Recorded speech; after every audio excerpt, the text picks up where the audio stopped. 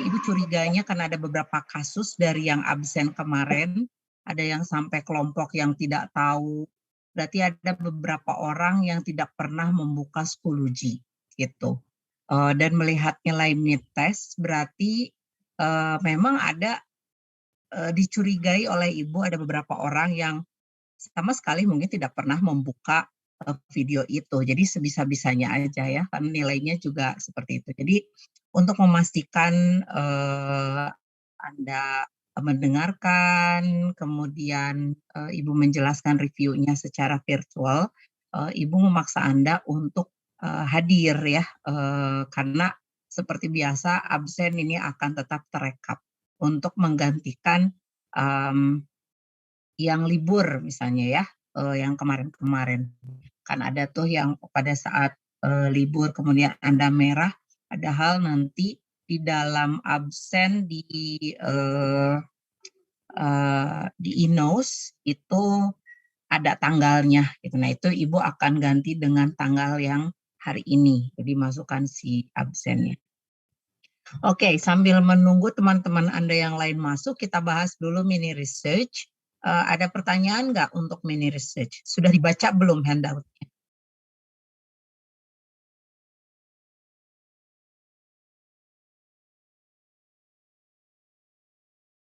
Jangan-jangan belum dibaca ya? Udah, Miss. Oke, ada pertanyaan nggak? Ibu sengaja membuat itu, sebetulnya kan itu biasanya individual ya. Tapi melihat nilai Anda di mid test, itu agak sulit tertolong kalau misalnya tugas ini menjadi individual. Karena kan nilai-nilai individual biasanya Ibu gabung. Supaya nilainya agak tertolong karena berkelompok, jadi agak lebih bagus gitu, mudah-mudahan harapan Ibu. Jadi untuk mini research dibuat grup. Itu harapan Ibu ya, mudah-mudahan bisa tercapai tujuannya. Terus yang kedua, nanti Ibu juga akan menteli partisipasi Anda di Schoology.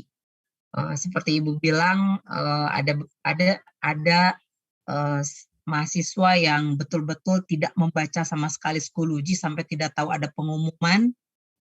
Berarti kan mungkin orang ini akan ketahuan karena ada kasus. Nah, mungkin juga ada beberapa orang yang seperti ini tapi nggak ketahuan gitu. Nah, nanti akan tercek juga di dalam partisipasi ya.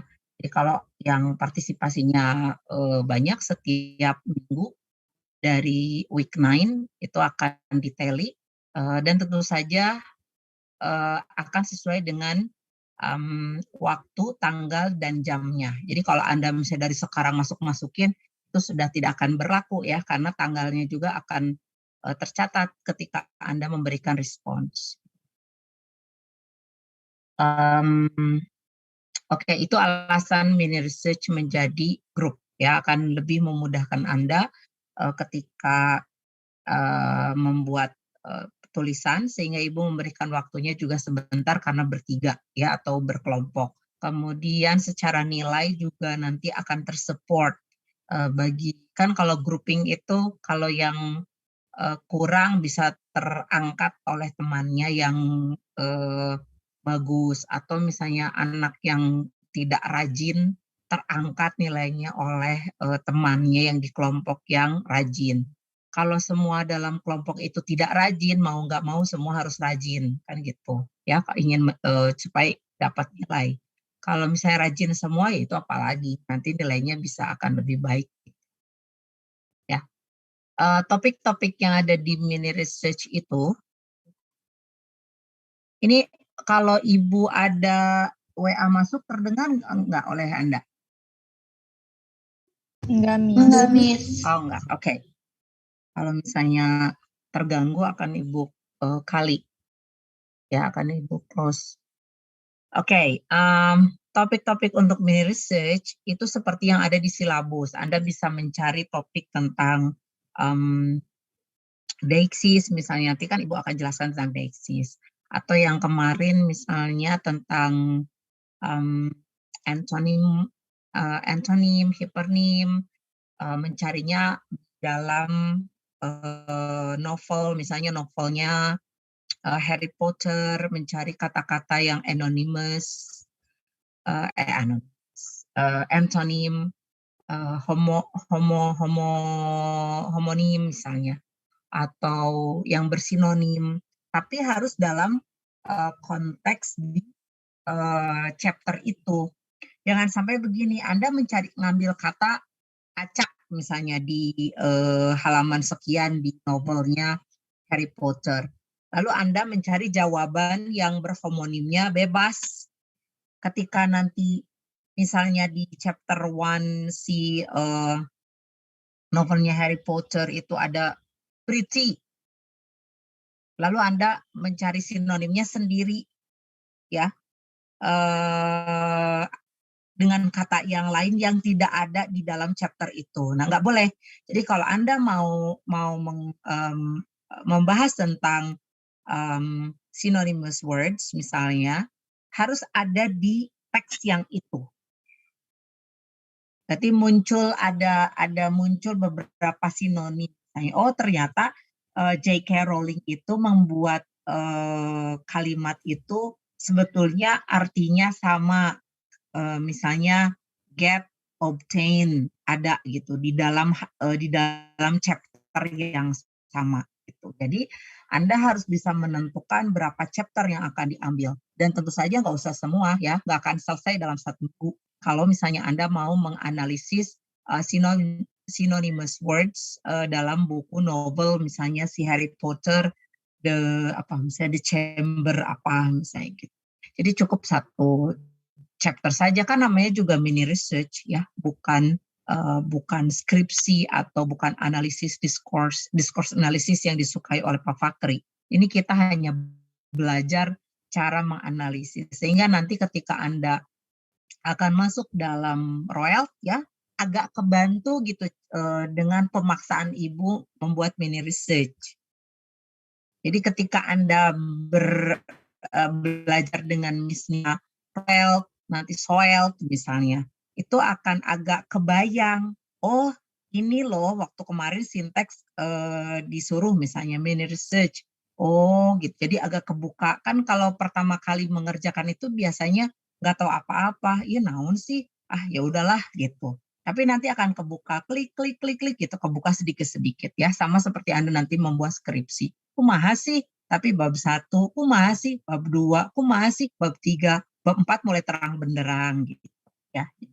Memang itu proses, namanya juga proses belajar. Nggak ada yang orang tiba-tiba tahu semua. Namanya juga kan kita sedang belajar. Oke, jadi itu bisa menggunakan kata yang sinonim, yang polisemi, apapun ya. Jangan semua dirangkul. Ingin mencari yang berhiponim, yang hypernim, yang sinonim, yang antonim, semuanya.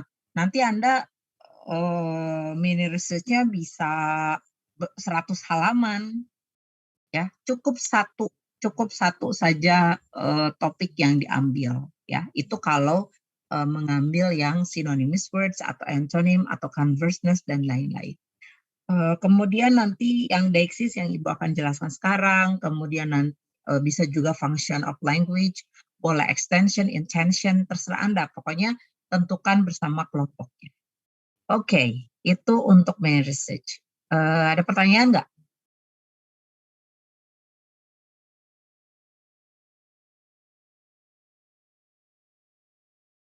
Harusnya sudah mulai Anda berfokus mencari ya di minggu-minggu ini. Supaya nanti sudah mulai dikerjakan di hari Senin ke sini ya. Dia harus hati-hati, waktu berjalan. Oke, kita akan ke deixis ya. Izin bertanya. Oke, boleh, silakan. Untuk source datanya itu bisa dari novel doang atau dari film misalkan? Any kinds. Boleh apa saja, yang penting kan English source. Jangan bahasa Indonesia, karena Anda harus mentranslate. Dan Ibu tidak percaya dengan terjemahan Anda gitu. Salah. terjemahan.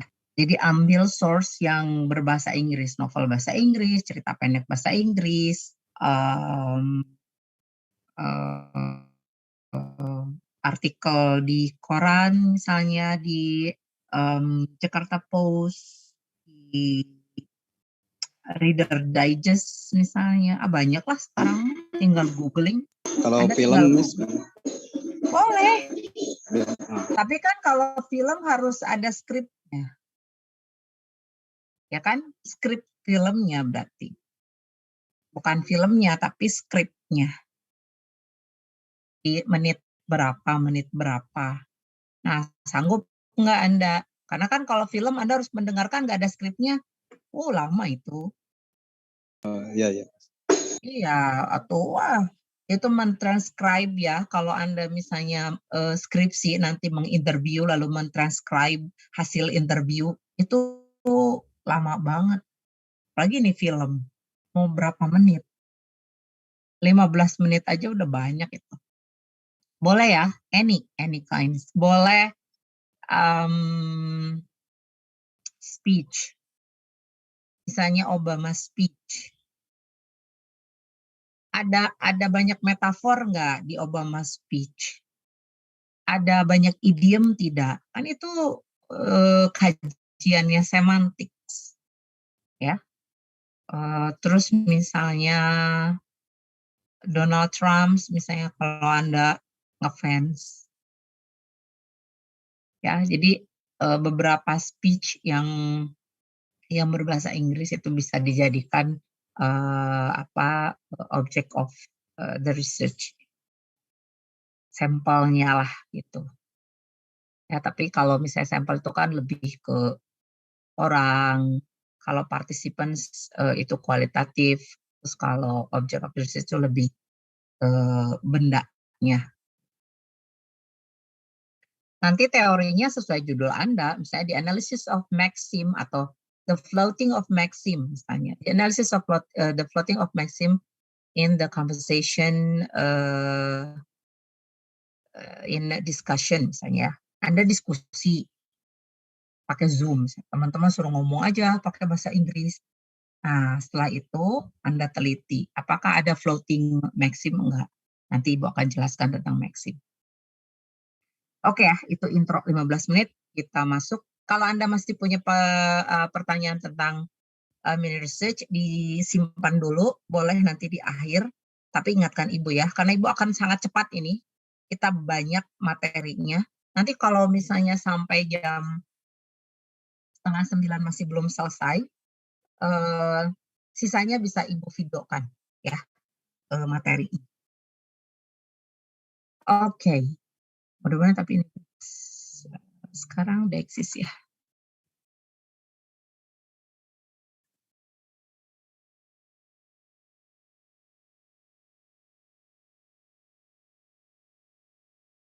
Terlihat nggak? Terlihat, Miss. Lihat, Miss.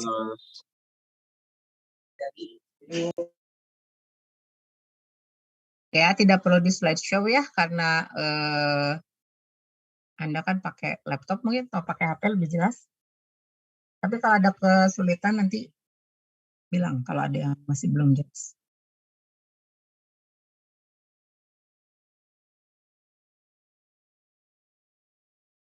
Oke. Nah, what is deixis? Kita belajar deixis itu karena kita belajar tentang pointing something via language, ya. Jadi ini adalah bagian dari referring. Referring itu berarti mengacu kemana, ya. Nah, ini deiktik itu ada proximal, ada distal. Contohnya seperti ini. Misalnya this, ada this itu near the speaker, that away from the speaker, atau dalam bahasa Sundanya ieu near the speaker, eta away from the speaker, close to hearer, itu away from speaker and hearer. Nanti Anda coba ya, ieu teh bener nggak dekat kita yang ngomong, eta. Nah ini dalam bahasa Sunda. Di bahasa yang lain juga, di bahasa Indonesia misalnya ya, here and there, here itu near the speaker, there away from the speaker. Ada di sini, ada di situ, di sana. Jadi sebetulnya mirip bahasa Indonesia, bahasa Sunda, nanti bahasa Padang misalnya ya, bahasa Jawa itu mirip-mirip. Nih, seperti ini. Di dia, di dinya, di ditu untuk bahasa Sunda. Di siko, di situ, di sinan, ini bahasa apa ini? Ada yang tahu? Padang, Miss. Oke, Padang. Nah, di siko, near the speaker, di situ. Kalau bahasa Sundanya kan di dia, bahasa Padangnya di siko, bahasa Indonesianya di sini, kan gitu. Lihat, mirip tuh. Di situ. Dinya kalau bahasa Sunda. Di sana, di ditu, di sinan kalau untuk bahasa Padang. Nanti Anda bisa meneliti ini di bahasanya masing-masing. Kalau bahasa Batak apa? Kalau bahasa di Jambi apa misalnya, dan lain-lain. Karena kita terburu dengan waktu, jadi Ibu tidak akan banyak bertanya untuk bahasa-bahasa yang di daerahnya masing-masing. Ini untuk bahasa Jawa ya. Ningkene, near the speaker, ningkono, away from the speaker, close to the hearer, ningkana, away from speaker and hearer. Ini tolong dicek yang bahasa Jawa, takut Ibu salah, karena Ibu juga ini nanya ke tetangga ya, untuk menulis-nuliskan ini. Oke, jadi deixis itu, the marking of the orientation or position of the object and events with respect to certain contextual points of reference. Jadi deixis itu untuk marking, untuk penanda orientation atau posisi dari objek itu. Tapi sangat berhubungan dengan konteks ya, konteks si bendanya itu. Jadi deixis itu adalah reference. Reference itu apa? Reference itu jadi bendanya, tapi bendanya di dalam konteks. Kalau Anda misalnya ke restoran, tapi kemudian Anda tidak jelas deixisnya, akan membuat waiternya. Misalnya Anda pegang menu, kemudian Anda bilang, I want this dish, and this dish. Tanpa pointing. Ngerti nggak waiternya? Enggak, Miss. Enggak. Berarti kan Anda harus pointing out, ya kan? Kalau mau menu ditunjuk, I want this dish kalau ada gambarnya. I want this dish, and this dish gitu. Berarti yang this dish yang pertama kalau mau meaningful, this dish yang pertama masuk ke pizza misalnya, this dish yang kedua masuk ke nasi goreng misalnya, this dish yang ketiga itu apa gitu. Jadi supaya kalimat ini menjadi kontekstual ya. Kan kalau cuma tulisan I want this dish, and this dish, tidak akan dipahami. Atau Anda pergi ke toko baju, ya, I want to buy atau I want to pay this clothes, and this clothes, misalnya gitu. Kakak ngerti si teller, cashiernya. Tapi kalau Anda bilang, Anda pointing, Anda menunjukkan si bendanya, maka akan dipahami. Itu yang disebut dengan deixis in reference, ya, is reference in the context. Jadi kalau di sini this dish-nya mengacu kemana, this dish-nya mengacu kemana, this dish-nya mengacu kemana. Kalau ini diganti sama Ibu menjadi di CD, ditanya itu, ini juga Anda harus jelaskan seperti apa, ya. Siapa tahu muncul di tes. Nah, deixis itu ada beberapa. Yang pertama, personal deixis, ya. Nah, personal deixis related to the orientation or position of pronouns. Jadi kalau berhubungan dengan pronouns, itu disebut dengan personal deixis. Atau di buku yang lain disebutnya person deixis. Pokoknya gampang.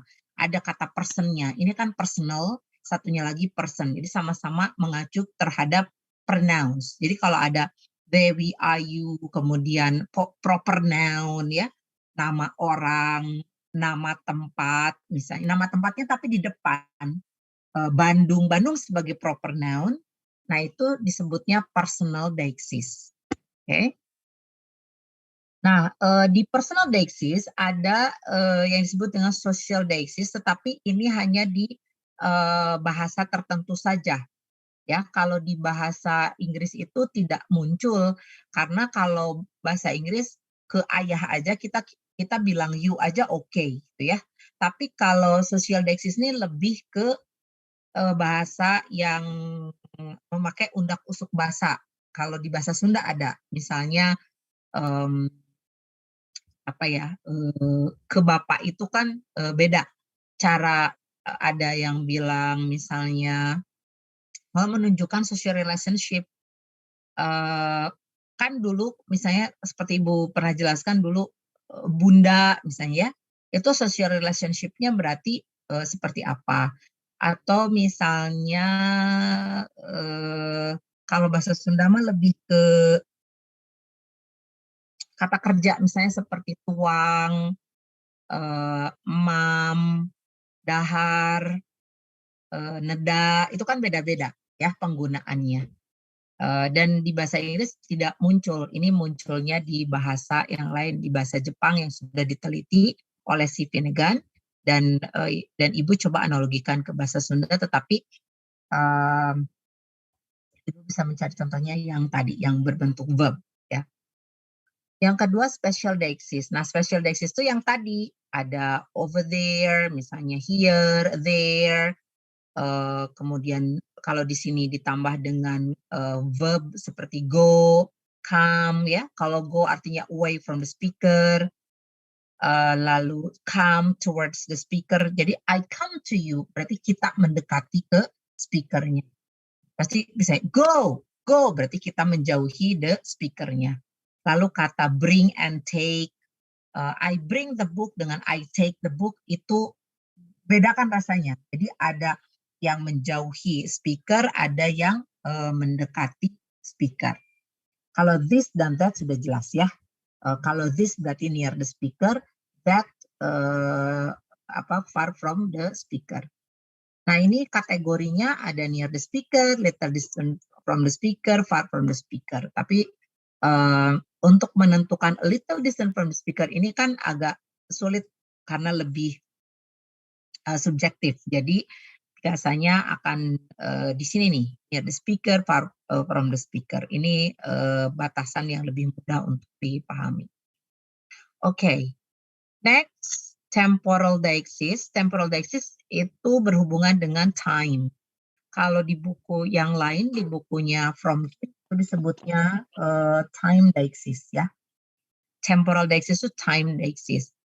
Bisa pakai adverb of time, misalnya tomorrow, yesterday, itu masuknya temporal deixis. Atau bisa menggunakan, Anda boleh analisisnya di verb, ya. Verbnya apa gitu ya. Misalnya di sini, Ibu sudah jelaskan ketika di sinteks bahwa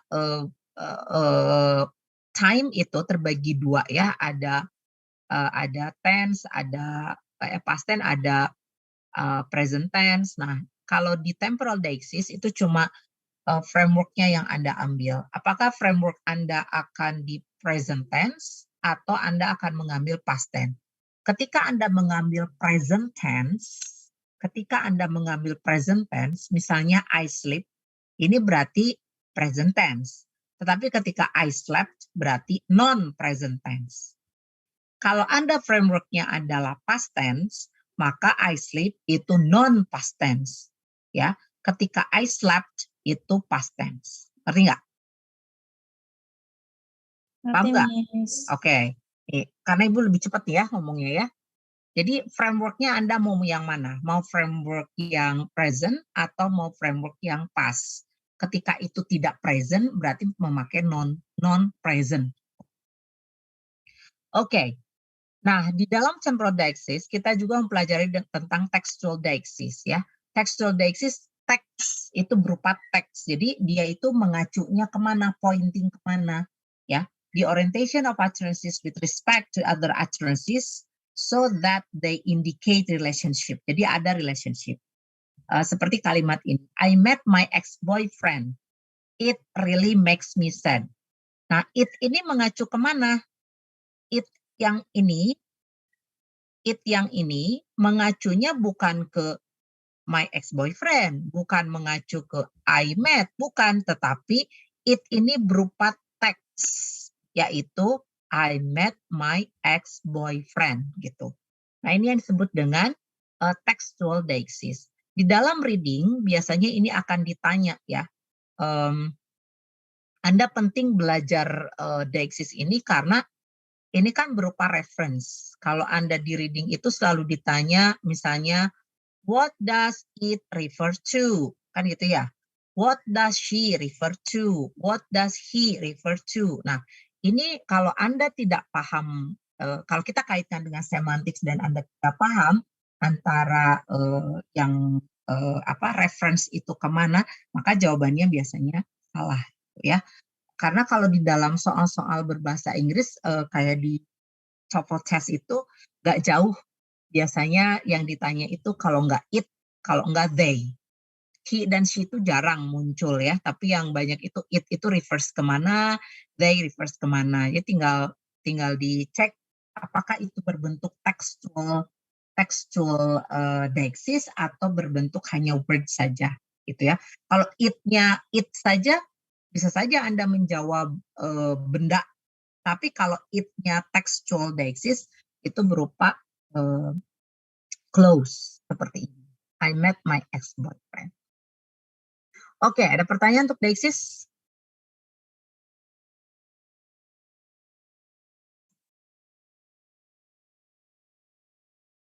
Belum ada, Miss. Belum. Oke, good. Belum, Kita akan sprint ya. Jadi Anda bisa menjadikan deixis ini sebagai mini research, analisis deixis in the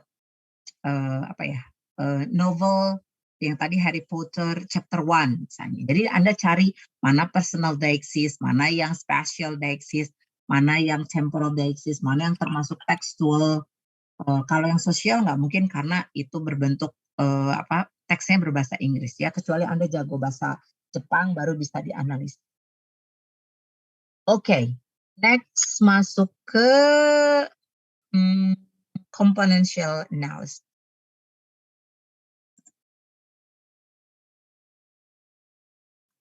Alhamdulillah sudah azan, kita pending dulu ya, salatnya ditunggu dulu. Oke, nah apa sih componential analysis? Jadi pokoknya in short, componential analysis itu lebih mengacu kepada nouns. Kita akan menganalisis tentang noun, ya. Is used to analyze the meaning of certain types of noun in terms of semantic features. Oke, dan di dalam semantic features itu ada semantic properties, ya. And features. Featuresnya di sini nanti akan dijelaskan seperti apa poin-poinnya. Oke, nah kenapa kita harus mempelajari componential analysis? Ini mah memang orang-orang pinter itu dulu, kalau menurut Ibu ya, ketika sudah belajar ini kayak ngada-ngada, QY ini dipelajari gitu kan. Tapi terjadinya sebuah ilmu itu kan memang dari hal yang kecil ya. Misalnya seperti yang the lexicon ini.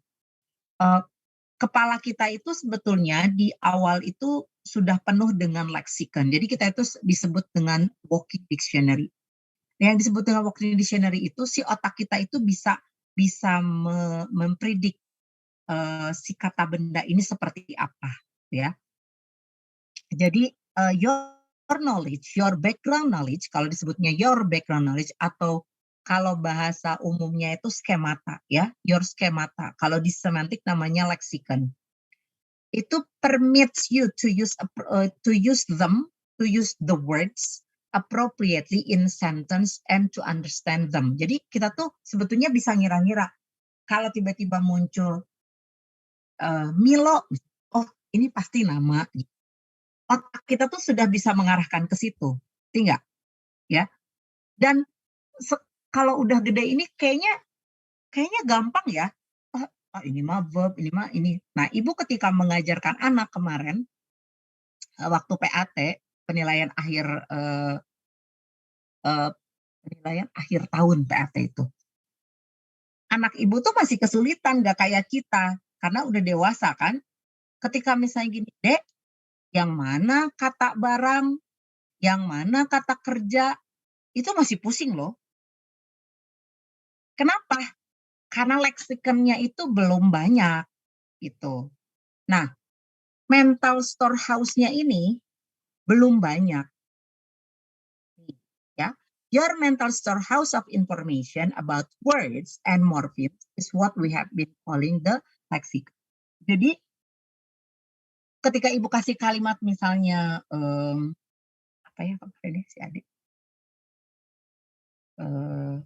air mengalir misalnya, kata ibu, Dek, yang mana kata kerjanya, yang mana kata barang, dia masih bingung loh. Mengalir, cina gitu. Oh, bukan Dek, gitu. Nah, kayak gitu ya. Jadi ini si mental storehouse itu belum cukup. Nah, di dalam semantic properties, misalnya ada kalimat seperti ini. The assassin was stopped before he got to John Lennon. Nah, mental dictionary kita akan memberikan informasi bahwa assassin itu apa sih? Kalau ini kan bahasa Inggris ya. Kalau misalnya kita ganti dalam bahasa Indonesia misalnya, pembunuh itu, pembunuh itu apa ya di sininya nih? Itu apakah binatang gitu? Apakah manusia? Nah, mental dictionary kita itu memberitahu bahwa yang disebut dengan pembunuh itu adalah person. Itu kata pembunuh itu adalah person. Kalau kita mendengar kata John Lennon itu, John Lennon itu berarti orang juga, orang yang yang bernama John Lennon, gitu. Jadi mental storehouse kita itu mental dictionary atau storehouse kita itu mengatakan sesuatu. Kalau ada kata yang disebutkan itu bisa ring sebel. Kita bisa mempredik, ini kayaknya, ini teh benda, ini misalnya nama artis, ini gitu. Itu yang disebut dengan yang dimaksud dengan mental. Nah, piece of information which all language user agree is called semantic properties. Jadi, kalau misalnya semua orang yang mendengar itu sepakat tentang kata itu artinya apa atau mengacu kemana, itu namanya semantic properties. Contoh misalnya, female itu semantic property untuk menjelaskan tentang tigress. Tigress itu pasti female. Widow itu female. Hen, actress, waitress misalnya ya. Stewardess, maiden, woman, mother, itu pasti female. Itu yang disebut dengan semantic property. Ya. Kalau male apa semantic property-nya? Kalau male, misalnya widower, apalagi policeman, father, gitu ya. Nah itu pasti kita akan, karena ini bukan kebetulan kita pakai bahasa Inggris, jadi kita taunya harus ada kosakata yang bagus di bahasa Inggrisnya. Tapi kalau di bahasa Indonesia mungkin Anda tahu. Contohnya apa kalau di bahasa Indonesia? Ustad misalnya. Ustad bahasa Arab. Apa ya di dalam bahasa Indonesia? Pak Guru misalnya. Pastilah Anda tahu itu bapak-bapak kan gitu ya. Sudah pasti karena kan kalau di kita mah teacher, di bahasa Inggris teacher. Wah, ini semantic properties-nya belum jelas ini karena dia neutral. Kemana ini? Ke he or she gitu kan. Tapi kalau di bahasa Indonesia begitu bilang Pak Guru, Bu Guru, udah jelas. Ya, semantic properties-nya sudah jelas ke mana. Nah, itu untuk semantic property. Nah, tapi semantic property itu memiliki features, ya, memiliki features. Bagaimana kita bisa menentukan bahwa ini adalah misalnya female, bahwa ini adalah male, bahwa yang ini adalah bendanya spesifik gitu. Nah, itu ditentukan dengan semantic features, ya, semantic features. Nah, semantic features itu ada beberapa tanda di sini nih. Ada human, ada animate, ada inanimate. Jadi Anda nanti harus menghafal kategori umumnya ya. Ada human, non-human, animate, inanimate, abstract, concrete, gitu ya.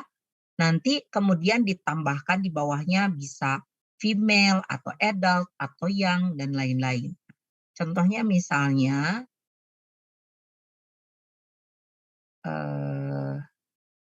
ini, saya gini.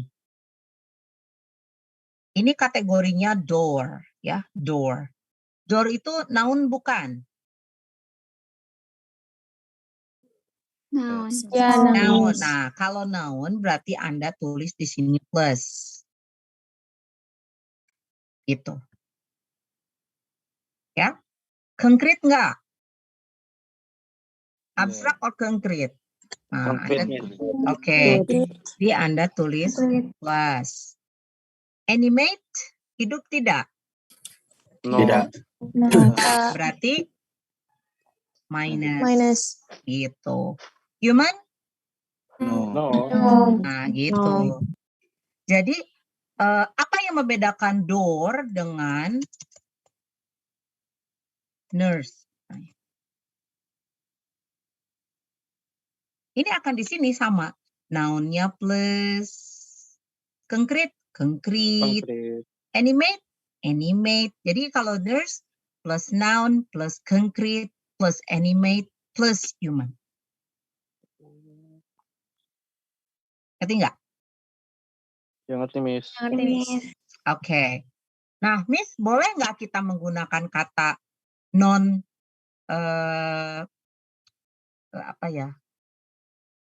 non-countable misalnya, atau kayak boleh ditambahkan di sininya kalau nurse atau jangan nurse ya, misalnya di sini baby. Nah, baby itu sama kayak nurse, tapi untuk memberikan keterangan tambahan yang membedakan antara nurse dengan baby, maka Anda harus tambahkan di sini misalnya plus young. Ngerti nggak? Belum, Miss. Kan di sini baby itu apa aja? Harus pakai kurung ya. Ini agak susah nih Ibu nulisnya. Plus noun. Terus plus concrete. Concrete kan?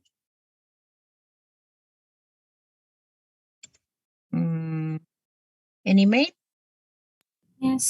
Yes, animate.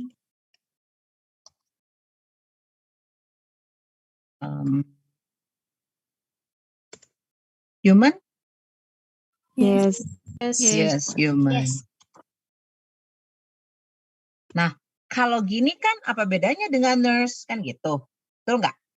Nah, untuk membedakan antara nurse dengan baby, maka Anda bisa tambahkan di sini plus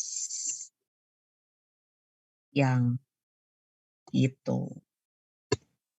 Jadi semakin Anda tambahkan ke bawahnya, ya, semakin ke bawah ditambah spesifiknya untuk semantic features-nya, maka akan semakin spesifik, ya, membedakan antara satu noun dengan noun yang lainnya. Tetapi pada umumnya kalau di buku-buku yang sudah Ibu pakai untuk semantics itu yang dipakai hanya 4 ini aja, ya, untuk menentukan. Boleh nggak kita menggunakan non-human misalnya ini? Non-human untuk door yang bawah itu. Ya boleh, tetapi jadi minus gitu. Jadi plus. Kalau di sini human-nya minus, kalau Anda menggunakan non-human berarti harus plus gitu. Pokoknya ketika Anda setuju, yes, berarti plus gitu. Gitu ya? Ya, Miss. Oke. Miss, yang ini bisa dijadikan mini research? Boleh, silakan. Tapi ini pasti Anda akan riweuh. berapa kata yang akan Anda pakai untuk menganalisis semantic property and semantic features. Yang kalau semantic features itu memang agak riuh membuat semantic features-nya, tapi kalau untuk mencari semantic property-nya, apakah ini female, apakah ini male, itu bisa, ya, itu bisa dijadikan untuk mini research. Oke, next kita masuk ke apa ya? Wait.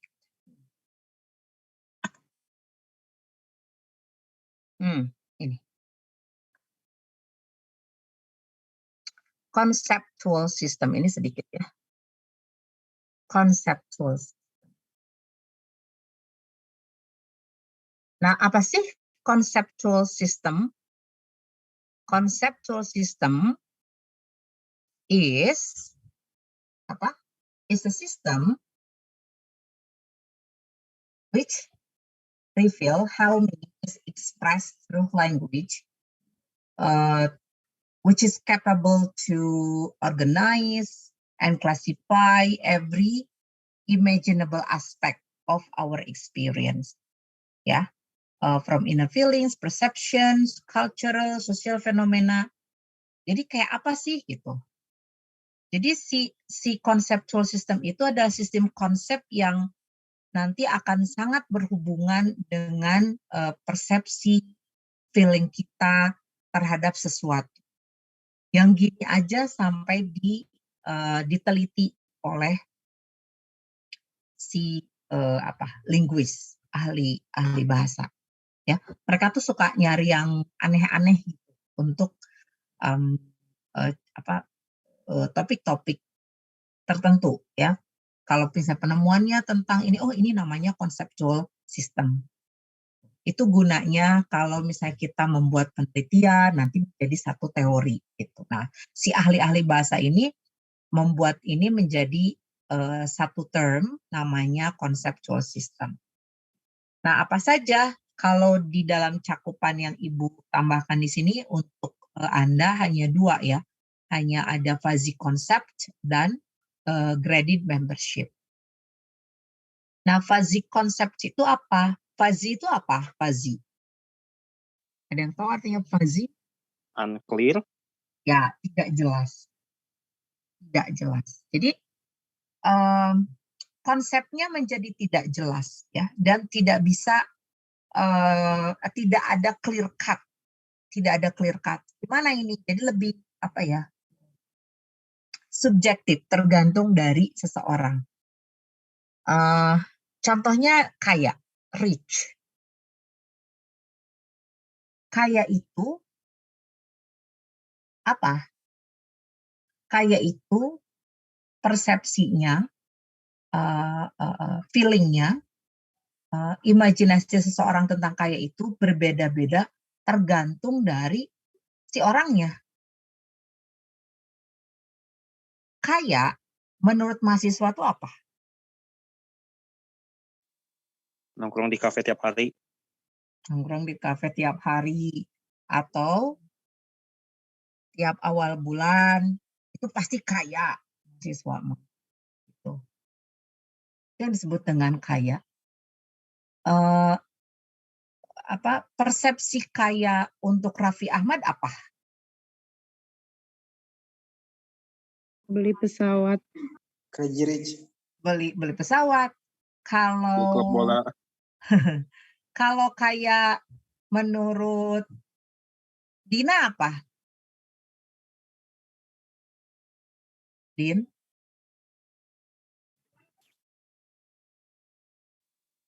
Din? Iya, Bu. Apa? Kalau kaya menurut Dina apa?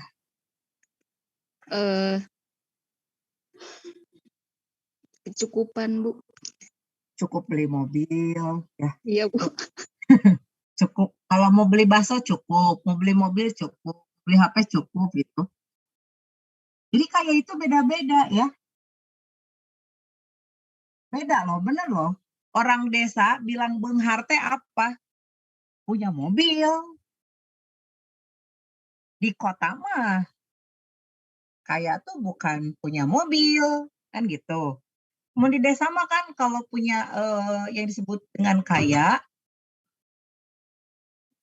halo, nge-zoom dulu ya.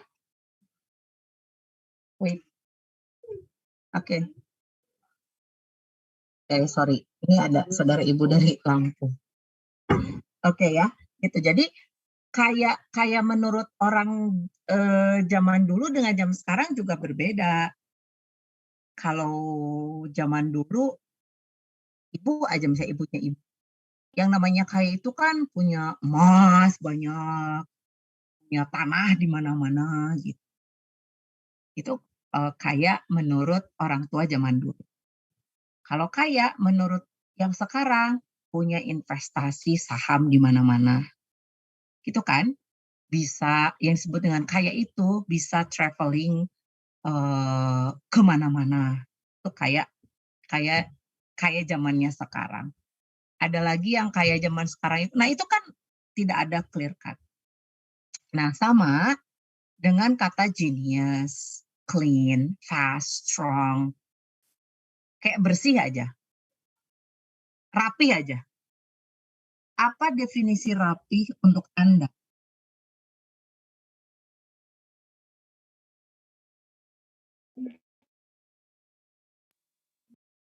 Apa? Rapih teh apa? Tertata, Miss. Kayak apa? Oh gini, kamar rapih itu menurut Anda apa? Gak berantakan, Miss. Cukup gitu aja kan? Tertata, Miss. Rapih kata mamah Anda apa? Menaruh barang sesuai tempatnya. Suka sama nggak persepsi Anda dengan mamah Anda itu? Beda, Miss. Itu ya. Kadang begitu. Jadi ibu sekarang merasakan rapihnya ibu sekarang dulu dengan rapihnya ibu sekarang ngelihat anak. Nah itu tuh nggak sama. Sama seperti genius, sama dengan fastnya strong. Itu yang disebut dengan fuzzy concept. Nah Anda bisa cari kata-kata lain yang no clear cut, ya. Jadi lebih subjektif, ya. Atau cantik misalnya. Cantik menurut Ibnu, cantik menurut Irfan itu kan beda. Kata Ibnu, cantik itu kayak gimana, Nu? Cantik. Nah, Nu nyerengnya, Nu. Gak usah kebayangin yang ada di sini, Nu. Enggak, Merem. Miss. Nah, merem sok. Cantik teh cuma kayak mau diayunda. Bingung, Miss. Oh, jadi bingung ya? Bingung, Nu. Sok. Rohendi, cantik menurut Rohendi apa?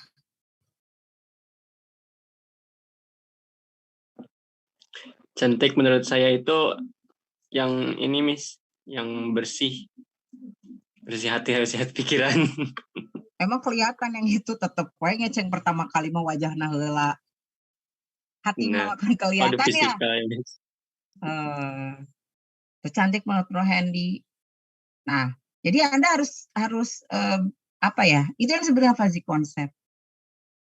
Nah, ibu mah ganteng teh pakai kacamata yang tanpa frame, wajah ITB, putih, soleh, kelihatan pinter, persis kayak dokter apa ya? Wajah dokter gini. Si kacamatanya teh tanpa frame, putih gitu ya, bukan K-pop yang kayak sekarang. Itu cakep menurut ibu. Jadi kayak gitulah, ganteng tapi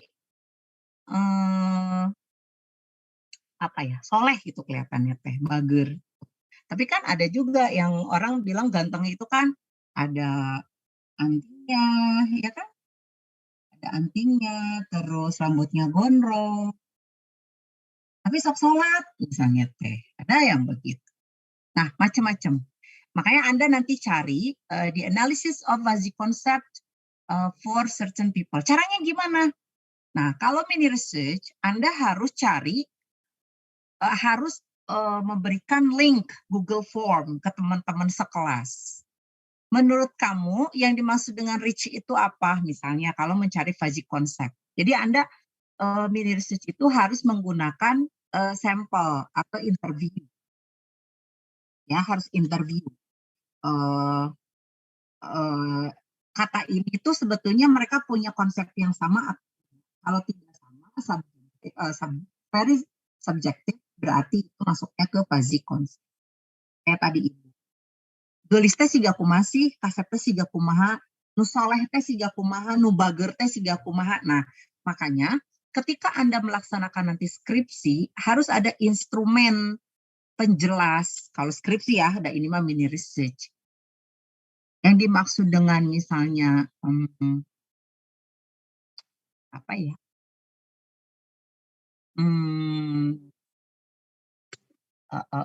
Efektif itu misalnya. The implementation of TPR method is very effective in the classroom, misalnya, atau the effectiveness misalnya Anda gitu. Nah, maksudnya efektifnya apa? Kriterianya. Nah, itu karena untuk menentukan supaya tidak fuzzy, ya. Tuh. Nah, kalau ini untuk mini research, Anda coba sebarkan kuesioner atau Google Form aja ke teman-teman. Jadi Anda memberikan melibatkan respondennya berapa orang, kemudian bertanya tentang beberapa kata, misalnya 20 kata menurut mereka apa. Nah, ketika ada perbedaan masing-masing itu makanya disebut dengan fuzzy. Ya. Next, graded membership. Now, graded memberships, words which are agreed to be classified to one boundary, but they have different admittance. Jadi satu kategori, tapi beda pengakuan. Ini contohnya, Ahmad Dhani dengan Cakrakan. Ngerti nggak? Ngerti nggak Anda? Dari kalimat tadi. Satu boundary, satu kelas, tapi beda pengakuan. Apa sih maksudnya ini Ahmad Dhani dengan Cakrakan? Ada yang bisa menjelaskan nggak? Sama-sama musisi. Ya, sama-sama musisi. Tapi Anda pengakuannya ke Ahmad Dhani dengan Cakrakan sama nggak? Beda. Beda.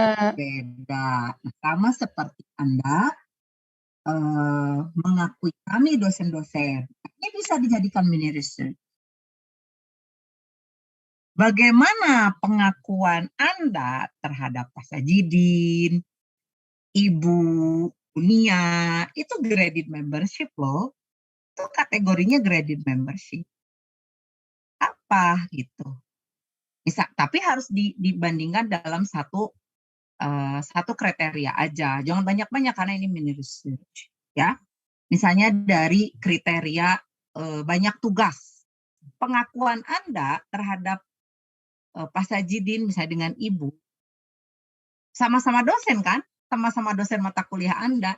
Tetapi Anda mengakui bahwa pemberian tugas dari pasti Ibu lebih banyak dari Pak Sajidin. Itu kan beda pengakuan. Itu yang disebut dengan graded membership. Ya. Atau misalnya bisa dicek dari pengakuannya itu apa. Akuan Anda itu. Pemberian tugas, si kriterianya ya. Pemberian jadwal ngajar misalnya dan lain-lain. Jadi kriterianya Anda yang berikan kriterianya, nanti teman-teman tinggal ya tidak nanti tinggal dilihat grafiknya, maka pengakuannya akan berbeda. Ya. Miss, boleh ini dijadikan, saya dosen boleh dijadikan sampel, boleh kan, cuma Ibu yang meriksa. Ya, karena Ibu yang akan meriksa, tidak akan diberikan ke Bu Nia sebagai laporan ke Prodi. Enggak lah, apa. Oke, syaratnya nggak boleh melibatkan Ibu. Karena nanti kalau melibatkan Ibu, kalau bagus sama Ibu dianggap menjilat, kalau jelek Ibu marah, gitu. Nah, mendingan yang ngambil yang netral-netral ya, gitu. Jadi yang disebut dengan graded membership itu seperti itu. Paham nggak? Ya, satu kelas. Miss. Ya, satu kelas tetapi beda pengakuan. Boleh nggak teman-teman sekelas? Boleh. Kan Anda juga, kalau Anda sendiri sebetulnya bisa menggrade sendiri. Sama-sama kelas C, sama-sama kelas B, sama-sama kelas A. Tapi secara pengakuan ke teman-teman gimana? Atau sama-sama geng nih, sama-sama sobatan empatan. Tapi ini namanya gang of berlima misalnya, gang of five misalnya. Tapi ini pengakuan teman-teman yang berlima ini terhadap saya sama enggak? Itu bisa loh dijadikan mini research credit membership. Ya, ini sangat menarik kalau Anda mau gunakan sebagai mini research. Hanya nanti secara teori Anda hati-hati ya, harus bisa mencari beberapa konsep dan teori yang banyak. Jangan cuma dari slide aja, di slide ibu aja, cari dari buku ini, buku itu. Nah, itu yang agak repot ketika Anda memilih teorinya. Apakah referensinya itu banyak atau tidak untuk mendukung theoretical framework-nya ya untuk kredit. Oke. Itu next.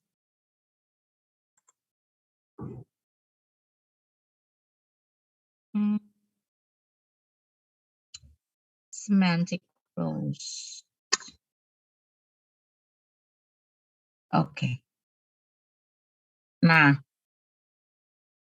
semantic rules ini sangat berhubungan dengan sinteks. Kan Ibu pernah bilang di Schoology, coba Anda relate dengan sinteks. Karena pengetahuan sinteks Anda akan membantu di beberapa hal ketika menganalisis semantic rules. Ya.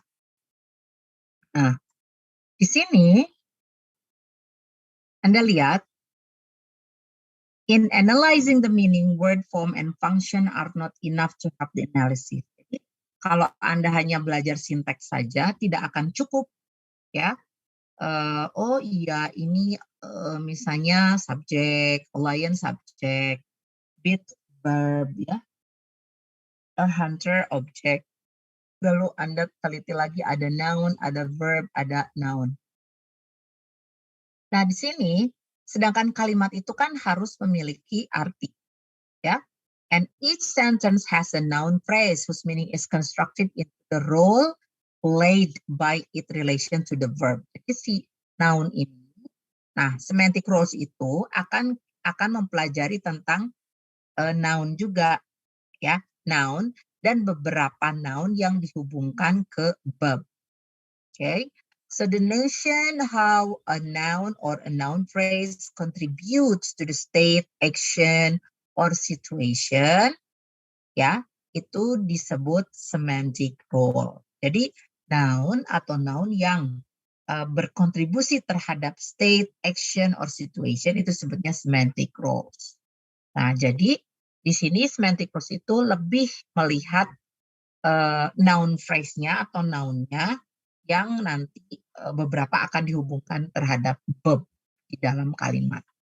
Nah, ada 9 semantic roles, ya, ada agent, recipient, atau di buku lain disebutnya patient. Lalu experiencer, instrument, cause, affected, benefactive, locative, and temporal. Kalau yang nomor 8, nomor 9 ini udah ketahuan kan?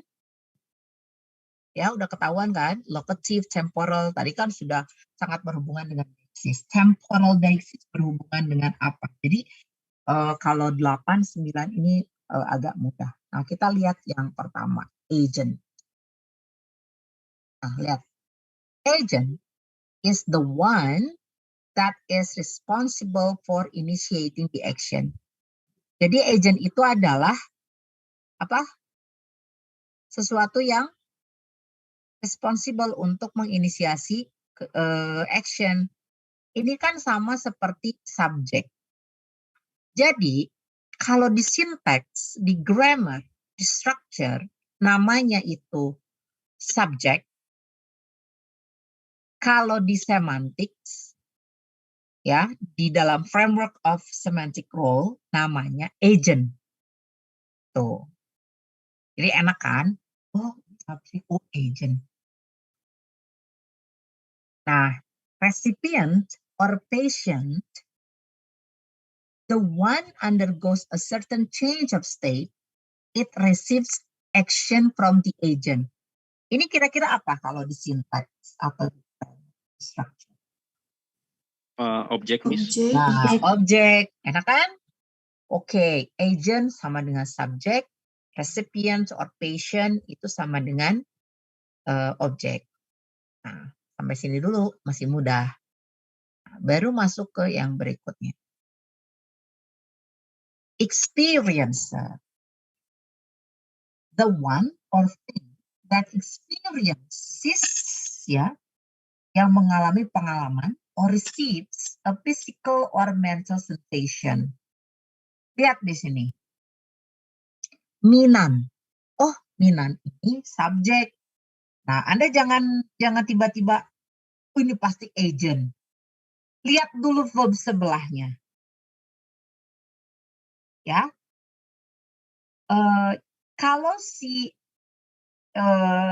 agent ini mendapatkan experience or receives sensory input, maka nggak jadi agent, jadinya experiencer itu. Nah, ciri-cirinya apa? Ciri-cirinya verbnya. Lihat verbnya. Verbnya adalah yang physical or mental verb. Like, sound, itu kayak apa ya, kalau di sinteks itu intensive verb. Kalau masih ada yang ingat. Jadi verb yang intensive verb, yang menggunakan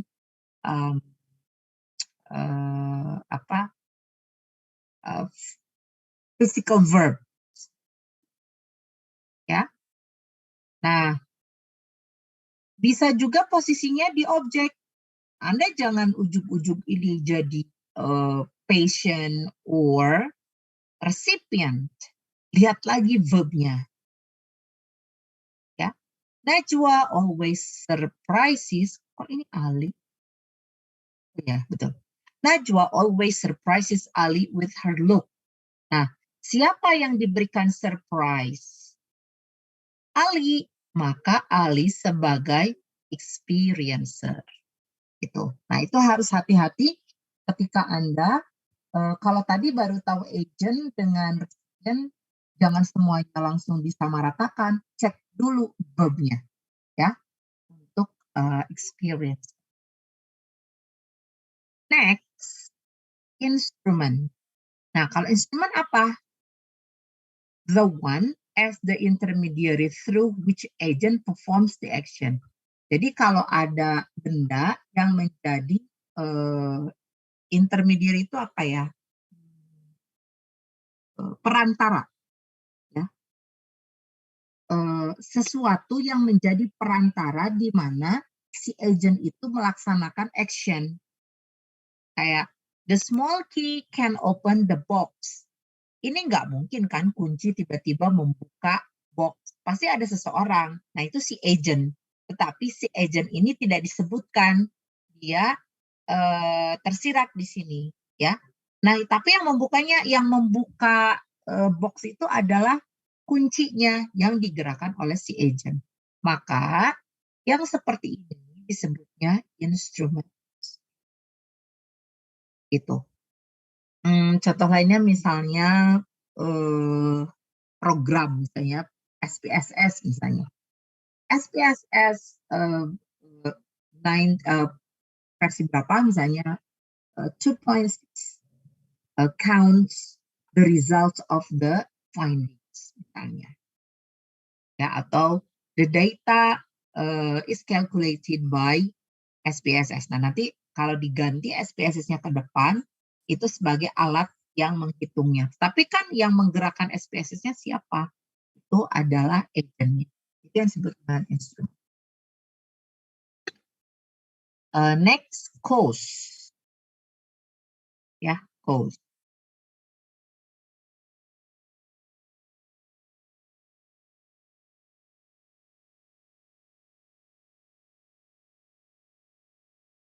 Nah, cause is the natural force that brings about a change of state. Yeah, the natural force that brings about a change of state. The flood destroys the houses. Bedanya apa? Instrumen dengan cause, sama-sama kata benda, ya, sama-sama kata benda. Kalau instrumen itu kan digerakkannya oleh agent seperti misalnya kita manusia, ya. Tapi kalau cause itu oleh alam, berhubungan dengan natural force. Jadi berhubungannya dengan alam. Jadi kalau ada gempa bumi, banjir, apalagi ya,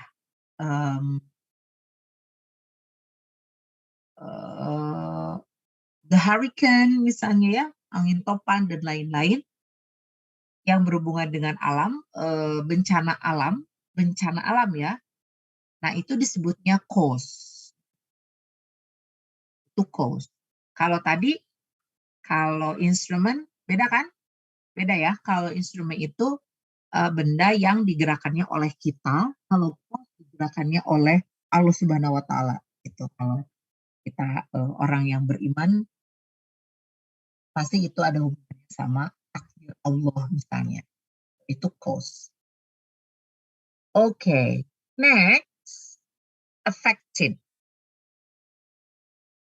Affected participants is the thing, ya, not usually a person. Biasanya benda. Although it may be up which the action is carried out, in many cases, the thing changed by the action in the most obvious way. Nah, kalau ini, orangnya muncul. John opened the door with the key. Yang mana affected itu? The door with the key-nya ini, itu affected namanya. Ya. Ini bukan the door-nya, harusnya with the key-nya. Jadi biasanya affected itu memiliki preposition setelah si bendanya untuk affected. Jadi si agentnya itu muncul. Kalau yang instrumen,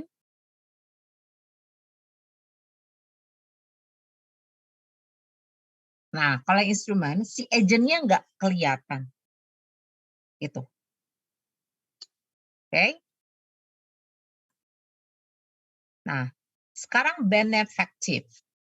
Benefactive, the one for whom or thing for which an action is performed.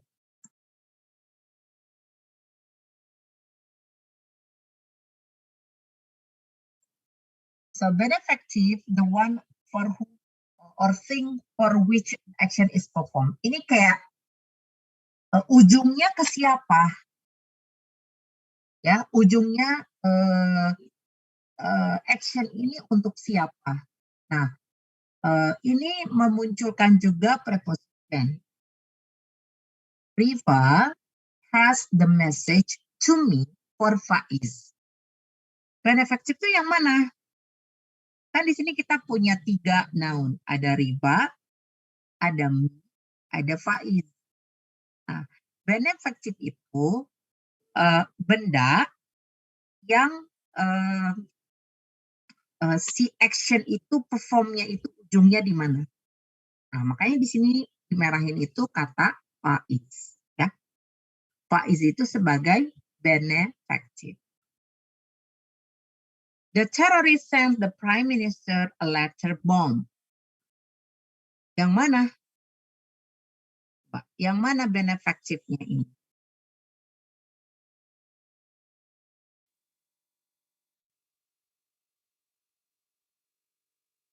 Prime Minister. Nah, Anda harus bisa membuat ini menjadi di posisinya diputar dulu kalimatnya. Kayak waktu kita belajar sinteks, ya. Jadi si direct object sama indirect objectnya diputar. Yang mana ini kira-kira kemana ujungnya? Jadi Anda bisa menentukan yang mana benefaktif, ya. Oke. Locative? Oh, locative mah gampang. Pokoknya ada location of the action or state is performed. Bandung sebagai locative. Temporal berarti waktu, ya.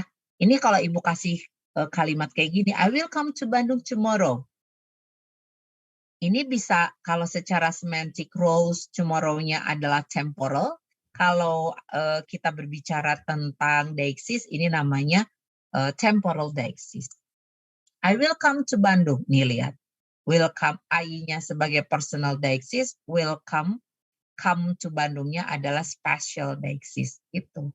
Jadi kalimat itu bisa diambil framework-nya dari mana saja, ya. Bisa. Makanya hati-hati ketika bisa kata Ibu, analisis kalimat ini berdasarkan framework apa. Nah, Anda harus lihat, oh deixis ini. Kalau semantic roles ini. Kalau nanti analisis kalimat kata berikut berdasarkan semantic property dan semantic features-nya. Berarti Anda harus menguraikan semantic feature-nya yang tadi seperti ada plus, minus. Gitu. Oke. Apalagi? Ya, sama ya. Ini mah contoh latihan aja. Kira-kira ini Sepol apa, Caesar apa, Rome apa. Oke. Terakhir ya. Oh, jadi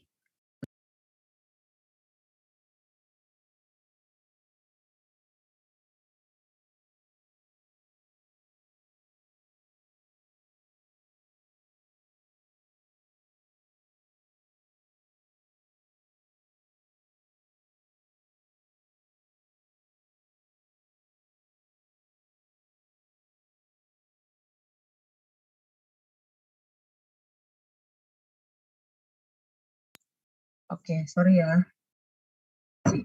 Terakhir ya yang ini ya.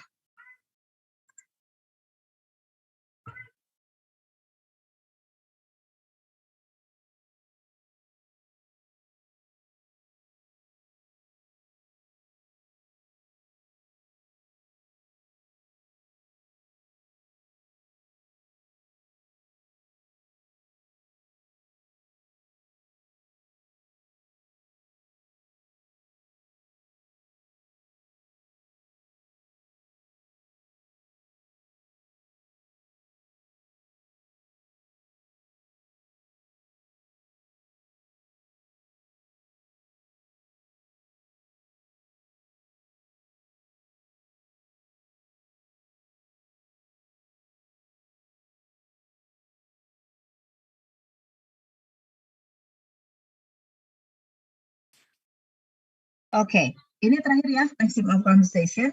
Nanti itu speech act, Ibu, itu kan enrichment, Ibu kasih videonya aja ya. Dan Ibu sih tadinya tidak akan memasukkan speech act ke UAS, tapi terserah Anda sih, kalau Anda mau nanti Ibu berikan. Untuk speech act, karena speech act itu sebenarnya mudah kan, hanya untuk menganalisis kalimat ini menjadi apakah termasuk misalnya request, comment, kayak gitu. Itu di speech act. Nanti Ibu lihat kemungkinan soalnya kalau udah terlalu banyak, karena speech act itu hanya ya bentar.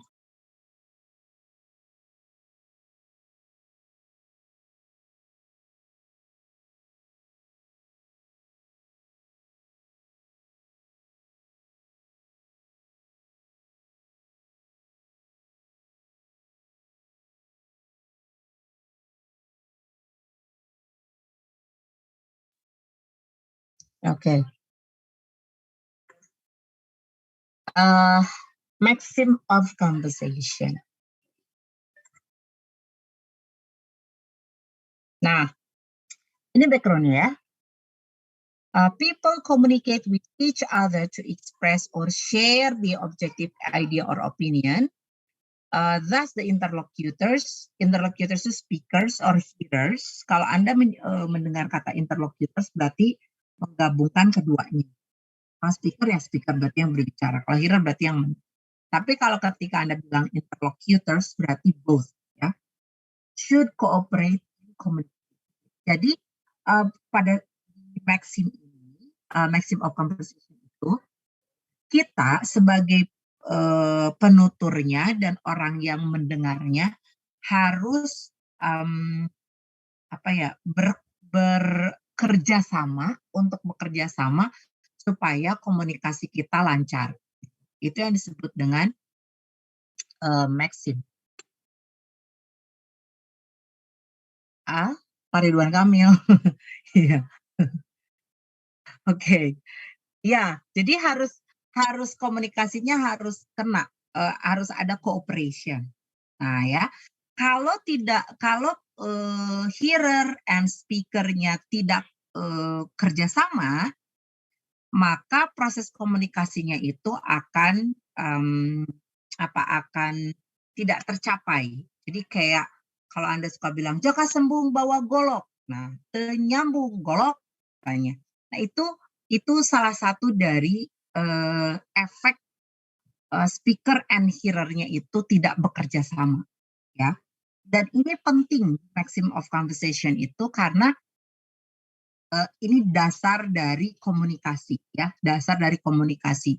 Kalau Anda misalnya menjelaskan sesuatu ke masyarakat, lalu Anda menggunakan kata-kata yang hebat, tapi masyarakatnya nggak ngerti, itu ada pelanggaran, ya, ada pelanggaran di komunikasi. Nah, si Paul Grice analyze the general principle. Jadi si Paul Grice ini menganalisis 4 prinsip atau 4 maxim namanya, ya, 4 prinsip umum tentang successful conversation. Jadi ada 4 prinsip komunikasi yang berhasil, yaitu melalui maxim of quantity, ya, maxim of relevance, maxim of quality, and maxim of meaning. Ya, nah keempat ini yang membuat komunikasi ini menjadi sesuai atau tercapai tujuannya. Nah, yang pertama itu maxim of quantity. What is maxim of quantity? The speakers are expected to give as much information as necessary. Jadi, speaker itu hanya memberikan informasi sesuai yang dibutuhkan oleh si penanya. Ya. Jadi, si speaker itu tidak memberikan informasi apapun kecuali yang ditanya. Nah, kalau Anda menjalankan maxim of quantity, hidup Anda sebetulnya akan nyaman, tapi mungkin akan sedikit kaku. Tapi hidup akan aman. Kalau dalam Quran mungkin yang diharapkan kita tuh seperti ini mungkin ya. Mungkin ini aku salah. Karena tidak akan banyak masalah. Kan lebih baik diam ya daripada menyakiti misalnya gitu. Karena di maxim quantity itu ketika orang bertanya A, maka jawablah A. Ya. Appropriate and informative. Tuh. Misalnya kata Ibnu, how many brothers or sisters do you have? Dia cuma nanya brothers or sisters. Lalu kata Ibnu, siapa yang ditanya, kan cuma nanya brothers or sister. Siapa cuma jawab, I have one brother but no sister. Selesai. Tidak ada tambahan apapun. Itu maxim of quantity. Ya. Nah, kalau maxim of relevance, ada relevansi. Relevan artinya nyambung. Ya. The interlocutors are expected to express relevant information. How's the film? Gimana filmnya? How is KKN? Misalnya. How is KKN film? Nah, nanti Anda jawabnya kan, oh, it's a very threatening, kan? Karena how berarti berhubungan sama film. Nah, it is a sad ending one. It is wonderful. Ya, atau it's awesome. Nah, itu nyambung. Ketika ditanya bagaimana, Anda jawabannya sesuai dengan harapan si penanya. Ya, jadi relevan. Nah, kalau maximum of quality, lebih ke quality, lebih ke benar atau tidak. The speakers are expected to say only what they believe to be true, accompanied by the evidence. Ya, jadi dipercayai ini ngomongnya benar, lalu ada evidence, bukan bohong. Is it raining outside? Yes, it is. Dan di luar terang benderang, nggak bohong. Ya. Syaratnya atau keywordnya adalah true and provide evidence. Ya, jadi tidak kurang data. Ini maxim of quality. Nah, maxim of manner, the interlocutors, manner itu lebih ke cara, ya, cara. Jadi interlocutors are expected to follow an order or events. Ada urutannya in their utterances in order to avoid ambiguity and obscurity. Jadi berurutan. When I met my ex-boyfriend, I felt nervous. Then I could say hi to his new girlfriend. Berurutan. Ketemu dulu, lalu nervous, dikelola nervousnya, and they say hi, gitu, berurut. Okay? Jadi di sini maxim of manner itu keywordnya adalah be orderly and clear, berurutan dan jelas. Nah, masalahnya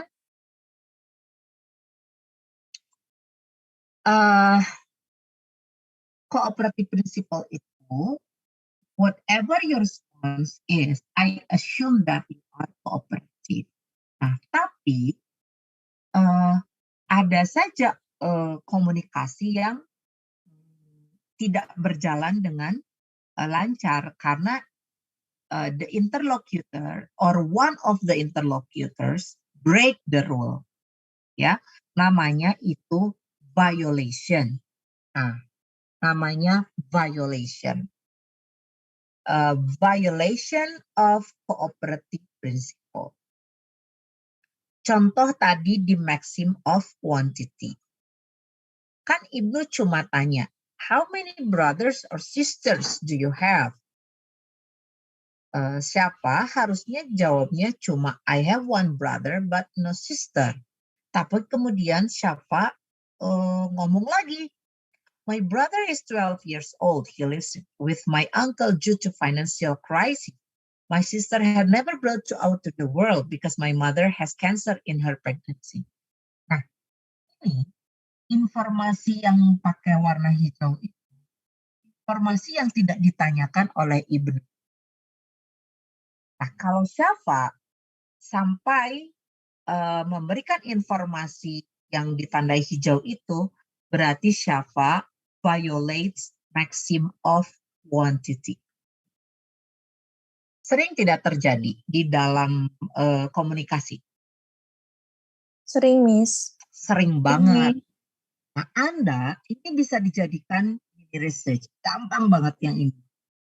Pasti banyak violation. So, aku tanya, emak-emak.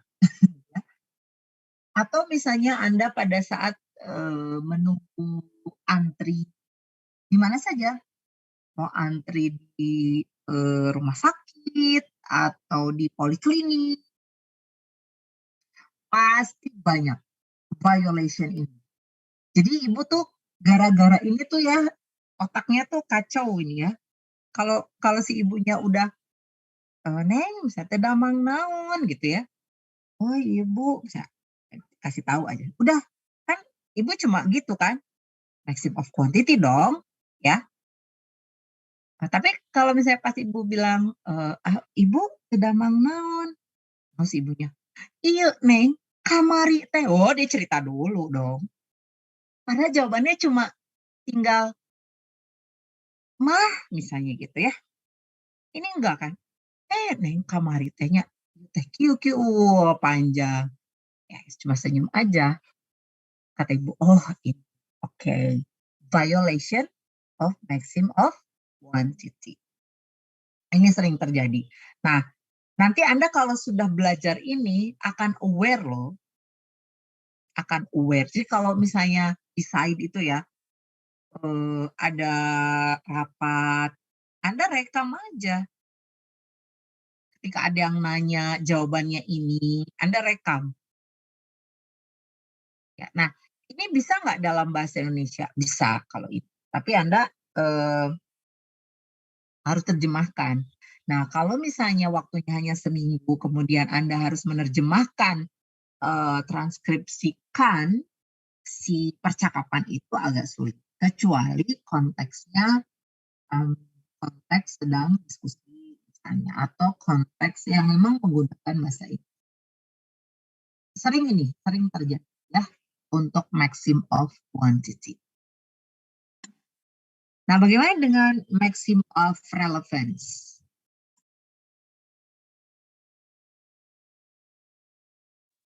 Aduh, maaf hari ini karena ada tamu jadi agak seru ya di rumah. Nggak kedengaran ribut-ribut kan? Halo, suaranya dari luar sudah ada. Oke. Nah, violation untuk maxim of relevance ya gampang ini mah yang tadi bilang jaka sembung bawa golok ya.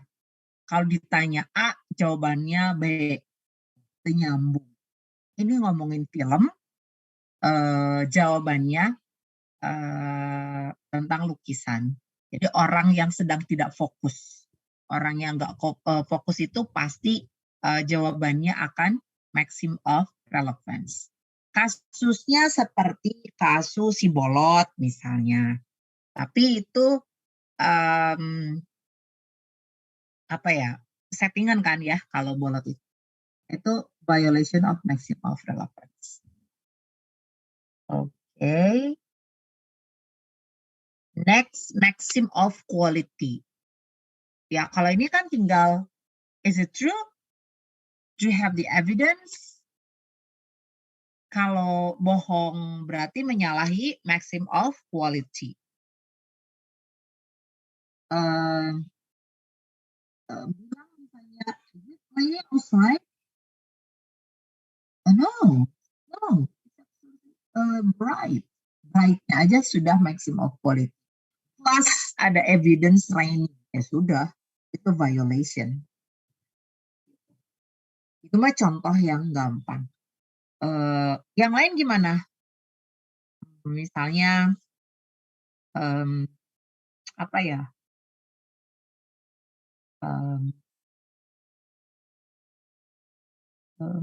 do you have lunch misalnya? Terus oh yes misalnya gitu. Terus tiba-tiba kerubuk gitu kan? Wah itu sudah violation of maxim of quality. Pokoknya menbohong ya dan ada evidence pasti ke sini violation. Okay. Terakhir maxim of manner. Ini artinya tidak berurutan atau loncat-loncat. Ketika Anda misalnya menjelaskan sesuatu atau berbicara, berkomunikasi, loncat-loncat, oh iya ini lupa, oh iya ini loh ini. Terus udah gitu loh. Kayak Anda lagi bercerita misalnya, lagi nangis karena diputusin temennya, diputusin pacarnya. Kemudian ada cerita, tapi ceritanya kan sambil sebel. Kan kadang-kadang tidak beraturan ya. Nah, itu maxim of manner. Tapi jangan sampai ketika teman Anda curhat, Anda bawa teori ini. Ya, funny, nangis misalnya. Tahu nggak, aku sebel banget. Kata siapa, Fanny, kamu menyalahi maxim of manner. Kan semakin gitu kan. Jadi kalau ini jangan bawa-bawa. Tapi oh Fanny lagi violates maxim of manner. Nah, contoh yang tadi diputar ya urutannya. Then I could say hi to his new girlfriend. When I met my ex-boyfriend, I felt nervous. Jadi ada aturan yang yang jumping. Itu berarti menyalahi maxim of manner. Sebetulnya kalau Anda melakukan analisis untuk maxim akan sangat menarik ya, menarik sekali. Itu bisa, tapi jangan disetting karena akan ketahuan sih kalau hasil wawancaranya diperdengarkan ya. Jadi jangan sampai aku mau menganalisis mini research, kamu violate semua ya. Gampang gitunya. Itu nanti datanya enggak natural. Anda harus ambil yang data-data natural. Jadi bisa dari rekaman apapun. Kalau Anda punya rekaman diskusi antar teman misalnya, pernah nggak Anda nge-zoom bareng sama teman dan kemudian direkam, tapi berbentuk bahasa Inggris misalnya, ada tidak? Atau tugas speaking misalnya? Atau mata kuliah apa direkam. Nah, data itu bisa diambil untuk mencari untuk analisis kalimat-kalimat yang diungkapkan oleh teman. Nanti analysis of violation of maxim atau more specific analysis of the violation of maxim of apa atau semuanya. Itu ya. Jadi mini research itu sebetulnya sangat menarik untuk untuk dilakukan. Memang syaratnya akan menyenangkan dan menarik kalau waktunya agak agak lengang misalnya ya, nggak terburu-buru gitu. Tapi nanti Anda setelah mengumpulkan ke Ibu tuh biasanya akan dapat ide gitu, bisa untuk penelitian yang lain misalnya untuk skripsi. Tapi kalau skripsi harus dihubungkan dengan pendidikan. Kalau Anda hanya maxim saja, itu jadinya akan sangat murni ya, itu untuk cakupan adab. Tapi kalau untuk di pendidikan harus dikaitkan ke konteks teaching and learning. Gitu. Oke, itu ya. Terakhir itu ya kalau tidak salah. Dexis ini. Oke.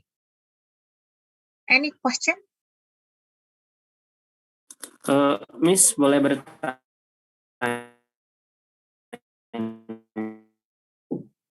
Aduh, putus-putus, Di. Ketik aja, Rohendi. Ya.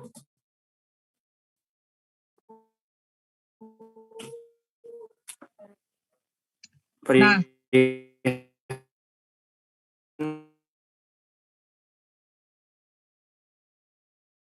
Putus-putus, yang lain bisa dengar Rohendi tidak? Tidak, putus-putus. Putus ya. Putus Miss kayak robot. Iya, ketik ya. Ketik aja. Nah, ini seperti Ridwan Kamil ngobrol sama tukang ojek. Nah, bisa. Ini masuknya dalam violation apa? Ya, violation apa ini? Anda bisa tebak nggak? Yang nggak tahu IG-nya Ridwan Kamil, ngecek dulu. Nah, Anda bisa sebetulnya untuk mencari violation, sample of conversation-nya bisa ngambil dari mana saja, asal Anda dapat gitu. Dengerin aja gitu, dengerin, oh ini ada violation nggak gitu. Nah makanya kata Ibu, Ibu pengen virtual meeting-nya agak cepat, ya supaya nanti ada waktu untuk pencarian penetapan judul. Judulnya mau apa nih? Fokusnya mau kemana? Mau ke Deixis, mau ke ini. Karena kalau misalnya kepepet mah nanti akhir-akhirnya apa coba? Personal Deixis, nyanyalah ayah eta mah di mana-mana gampang. Analysis of personal Deixis in the short story ini ya, nyanyinya atau itu mah pronoun mungkul, cetek. Nilainya juga itu mah apa maksudnya beban analisisnya juga biasa aja. Kalau Anda cuma gitu aja. Gitu ya. Jadi cari yang kalau misalnya itu cakupannya biasa aja, nah, Anda berarti analisisnya yang harus banyak dari teori ini gitu. Miss, kalau function of language bisa nggak? Ya, bisa aja, misalnya di ini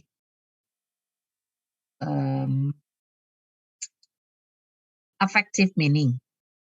Kalau affective meaning tuh banyak ya.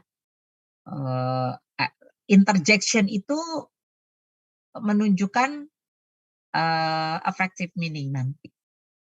Atau social meaning.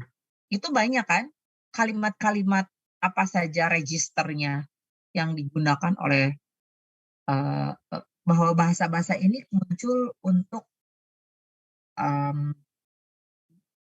pekerjaannya ini menunjukkan profession. Yang ini tukang misal OB, yang ini apa gitu. Jadi dalam di film juga bisa diambil ada percakapan nih antar beberapa orang film ngambil transcribe. Nanti kan kita nggak nonton nih. Nanti Anda bisa dari kata-kata yang di sini, dari kata ini, beberapa kosakata ini, maka ini menunjukkan bahwa yang ngobrol itu adalah profesinya ini. Nah itu kan sosial meaning. Izin bertanya, buat topik research, apakah boleh dua kelompok mengambil topik yang sama? Boleh topiknya mah, tapi kan sampelnya beda. Betul nggak? Betul, Miss. Mau seluruh kelas Deixis juga nggak apa-apa, tapi kan yang sampel yang ditelitinya kan beda. Kalau sama nggak mau Ibu. Udah topiknya sama, sampelnya sama, nggak mikir nanti. Enggak Miss, demi Allah, nggak percaya. Ya nggak percaya. Soalnya itu kan udah 6 orang. Masa sih sampai qadarullah Miss, itu mah sama. Wah maknya sih. Masa excuse banget gitu. Di dunia ini kan banyak sekali ya yang bisa dijadikan object of research-nya. Kalau buku novelnya Harry Potter aja kan beberapa chapter, maknya sih semuanya chapter 1 kan gitu. Jadi Anda juga harus hati-hati. Kayaknya kalau chapter 1 banyak nih. Anda ngambilnya chapter beberapa 8 misalnya. Izin bertanya Miss, apakah dalam 3 kelompok boleh menggunakan 3 topik? Jadi 3 mini research? Ya boleh kalau Anda mau. Ibu kan sudah mudahkan. 1 grup, 1 mini research. Kalau Anda kekeh suka nih 3-3-nya mau buat mini research, go ahead. Gitu. Ya. Miss, gimana kalau ada teman yang tidak mau berkontribusi? Tinggalin yang gitu mah. Nanti juga dia akan kelabakan. Paling nanti di semester berapa baru bilang, Miss, kenapa nilai saya T? Kan gitu biasanya. Ya. Nanti Ibu akan tanya balik. Kamu merasa kurang apa? Baru dia bilang, saya belum mini research. Ya kerjakanlah mini research kan gitu. Cuma nilai tidak akan maksimal ya, karena temannya mengerjakan dalam 1 minggu, masa dia dalam 1 tahun setengah? Ya, karena mengerjakannya di semester berapa gitu ketika mau komprek. Gitu. Oke? Ada lagi untuk research?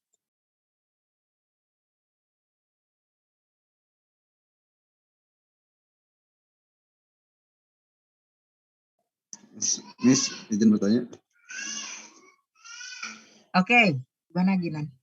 Ya, itu untuk kalimat atau kata yang dianalisisnya itu minimal berapa kata ya, Miss? Minimal berapa kata? Namanya juga mini research. Ya secukupnya lah. Kalau Ibu bilang cuma 10 kan terlalu sedikit. Beda kan kalau untuk sinteks itu kan 10 kalimat menjadi 10 tridiagram.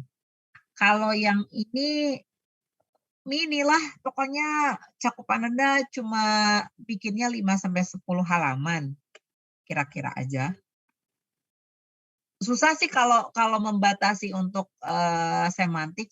Kalau dibilang 10, nanti kalau misalnya Anda mengambil personal deixis cuma 10 kalimat. Wah, itu sehari gak beres aku. Ya kan? Itu enggak?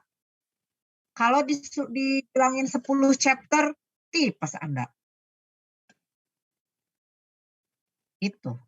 Jadi memang gimana ininya, gimana fokus untuk apa yang ditelitinya.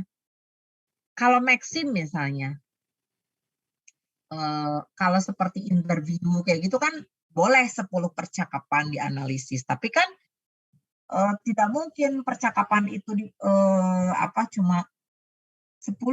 Tapi kan Anda ngambil dulu semua percakapan, baru Anda ngambil cuplikan-cuplikannya misalnya. Gitu.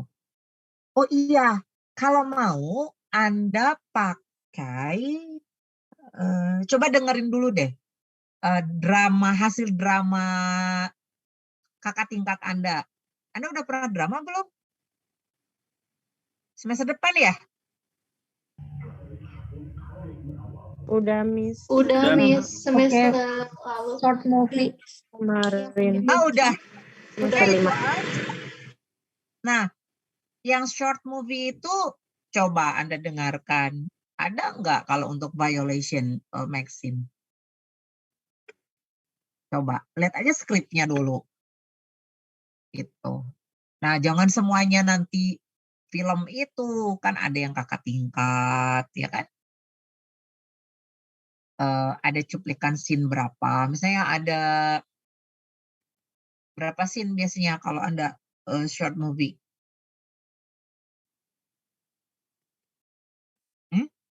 Short movie ada berapa scene? 30, Miss. 30, 20? 30, Miss. 30. Nah, itu kan bisa dibagi 2. Scene 1 sampai scene itu berapa halaman biasanya?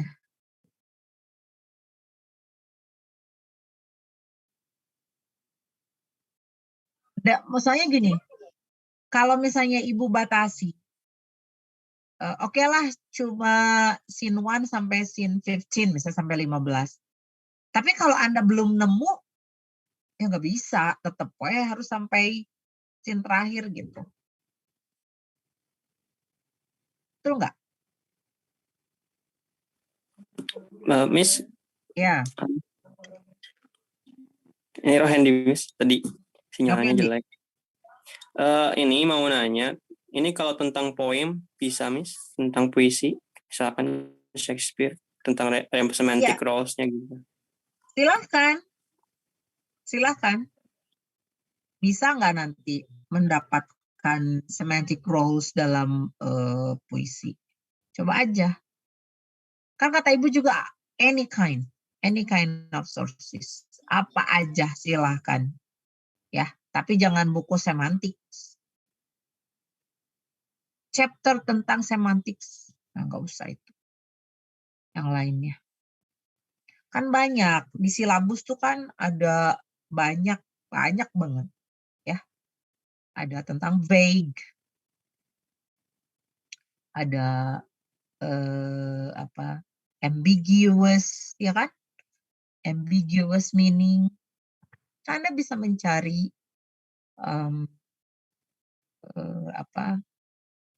ambiguous meaning from the speech of siapa.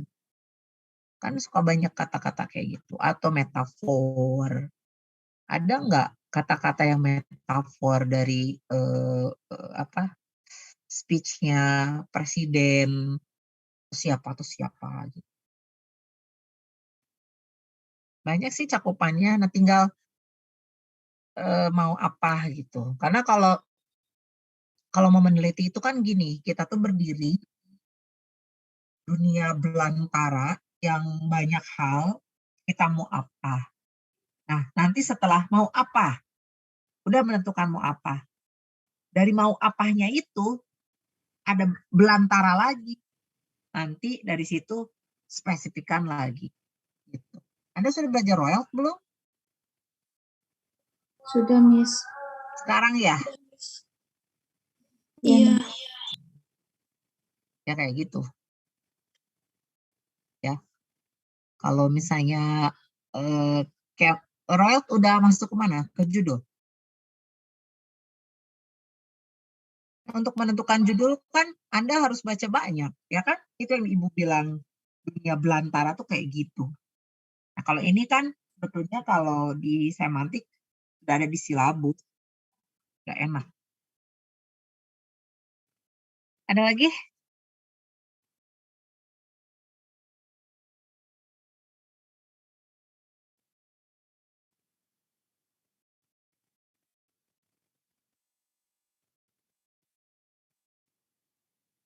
Anda tuh semester berapa sih? Semester 6 ya? Ya, Miss. Iya, Miss, Miss. Siap-siap PPL ya? Iya, Miss. Sebentar, kontrak PPL semester 6 atau nanti di semester 7 kalau Anda? Semester 6, Miss. Oh, kontraknya semester 6? Iya. Yang praktek profesi. Oh, oke. Berarti kontraknya semester 6. Saya ini beda-beda sih, setiap prodi teh ada yang kontraknya di semester 7, pelaksanaannya barengan dengan semester yang diambil. Ada juga mungkin seperti Anda, kontrak semester 6, pelaksanaannya di semester 7. Siap-siap ya. Berarti Anda tidak akan bentrok dengan drama ya?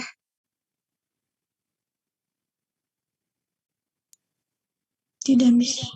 Oke, alhamdulillah. Berarti nggak akan terlalu ribet. Oke. Ada lagi? Kalau nggak Ibu cukupkan. Udah jam setengah ya. Untuk speech act nanti itu enrichment ya. Ibu berikan videonya aja. Takutnya Anda nanti kalau terlalu banyak kayak gelas tuh kalau dikasih air terus malah mudal. Apa ya mudal? Apa ya? Tahu kan? Jadi ngalir gitu, tumpah, malah tumpah. Karena itu enrichment ya nanti rekaman enrichment. Boleh nggak speech act dijadikan mini research? Boleh. Boleh ya. Cuma sampelnya yang very natural. Yang di sekitar Anda. Karena penelitian untuk speech act itu banyak. Ibu akan bisa ngecek juga sih. Karena bahasa Anda itu kan udah ketahuan lah bahasa anak semester 6. Kalau tulisannya dengan kosakata yang sangat luar biasa itu patut dicurigai kan. Gitu. Jadi pasti Ibu akan googling.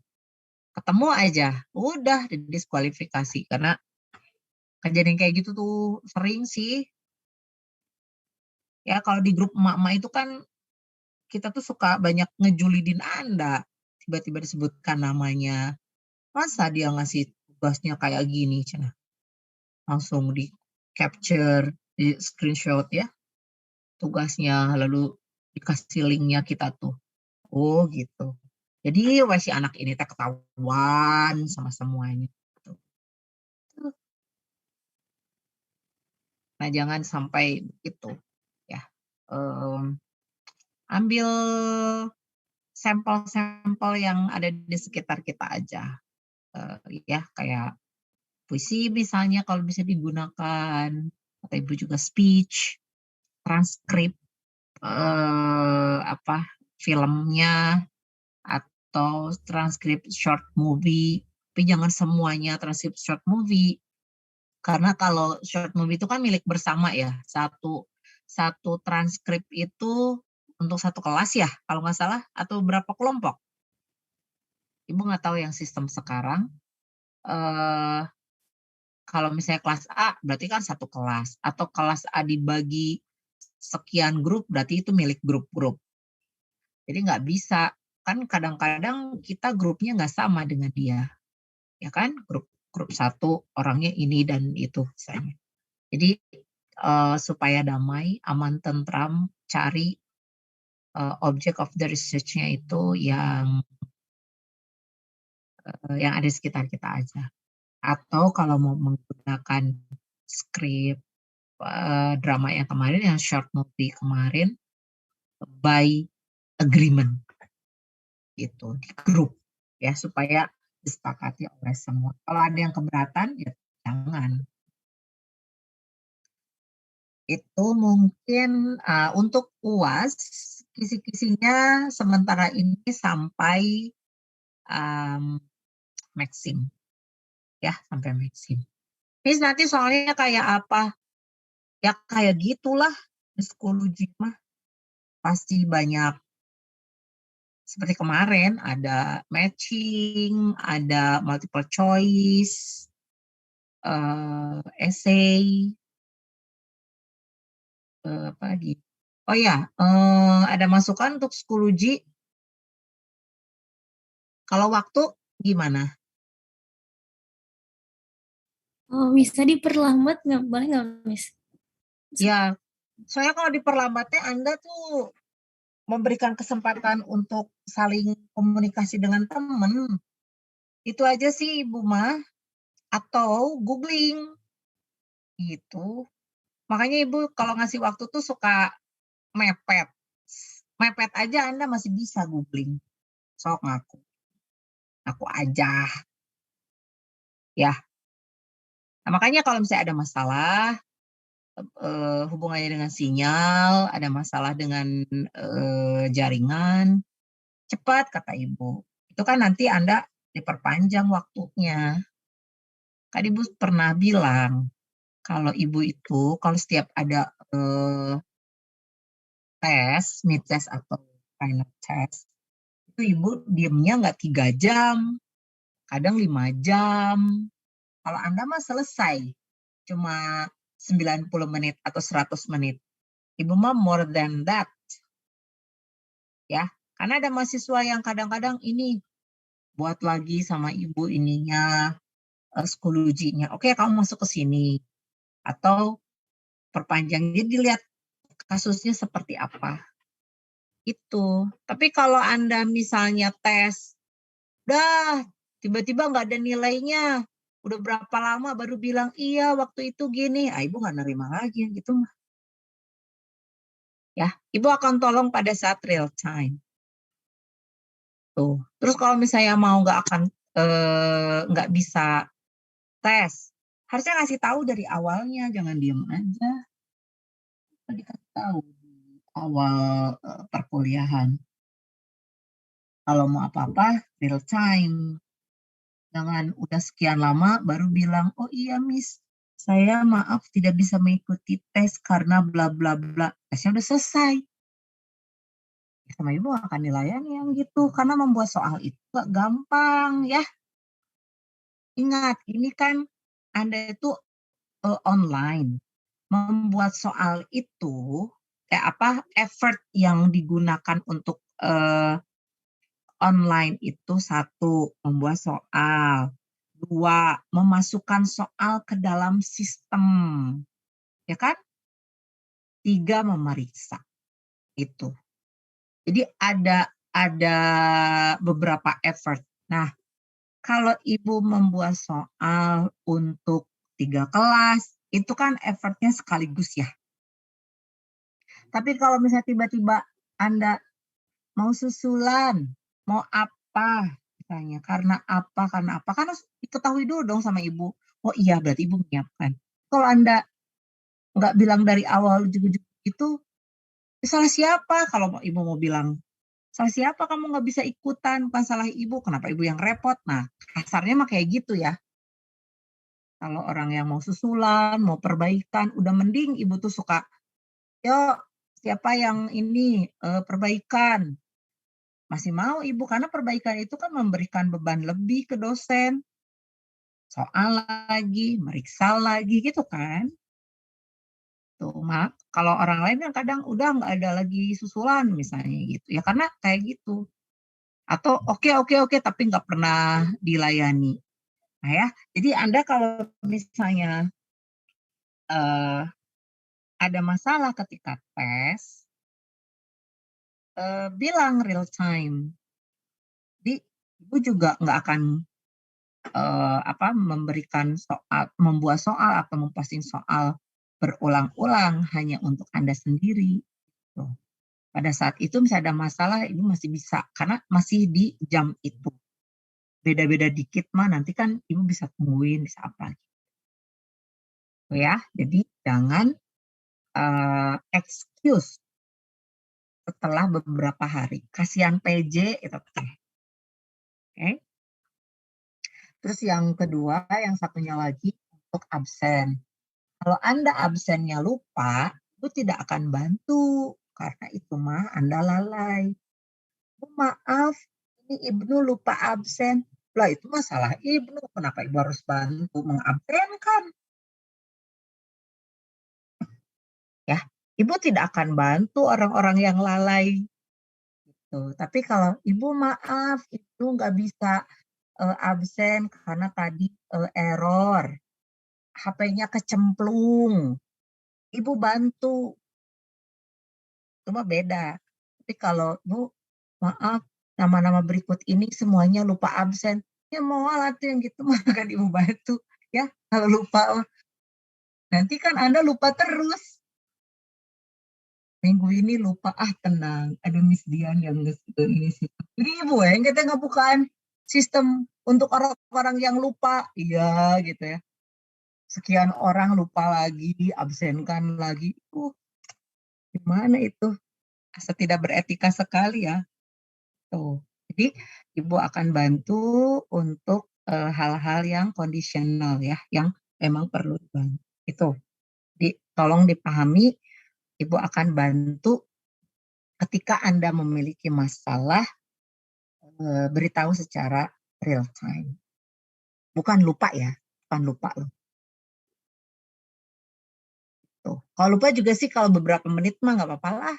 15 menit, 10 menit. Boleh. Kalau pleng lama gitu. Ya itu mah lalai. Kalau misalnya seperti itu bisa anggap aja ambil jatah 3 kali, boleh kan tidak masuk ya? Kan kata Ibu boleh Anda 3 kali nggak masuk. Jadi kalau lupa 1 kali ya nggak apa-apa. Masih kena diizinkan untuk mid test atau rilis nilai. Pokoknya kalau nilai itu bisa Ibu keluarkan kalau absen Anda tuh kan masih di 75%. Kalau kurang dikit ya 70% juga bisa, tapi akan mempengaruhi nilai kumulatif. Nah, kalau nilainya absennya di bawah itu mah enggak. Gitu. Oke, itu saja ya. Ada lagi pertanyaan?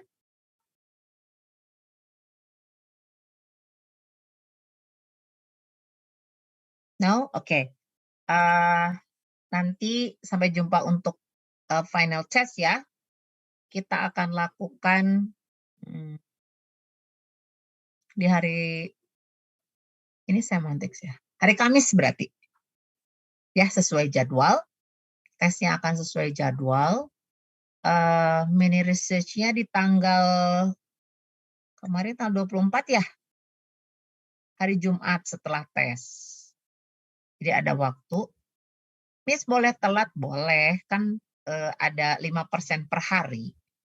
5%, malah nggak kerasa kalau Anda telat. Bisa dikejar 1 harinya lagi ya. Gitu. Itu saja mungkin hal-hal lainnya bisa Anda komunikasikan dengan PJ nanti. Oke,